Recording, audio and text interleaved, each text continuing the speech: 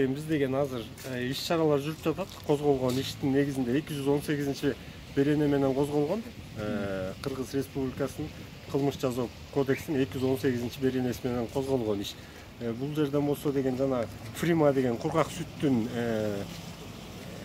жактоочулары, ошол жана представитель деп коет, ошолордон каржы полициясына арыз түшкөн. Ошо азыр деген проверочная закупка деп коет. Ошо проверочная закупка болуп, мына бул жерден болсо деген 22.800 сомго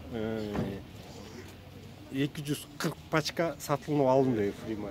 Ушулардын жасагандагы үйү Арча Бешикте экен. Арча Бешикте үйдө ошол жерде фасовка кылып жөнөкөй эле мындай мешокто салынган сүттөрдү тигил Фриманын упаковкасына салып, ушул иш чаралар болсо деген келечекте дагы уланат. Мынакей измайт этилди. Сөткө тартып койсоңуз болот. Дордой Фудс тигил жазылган жер эметилди.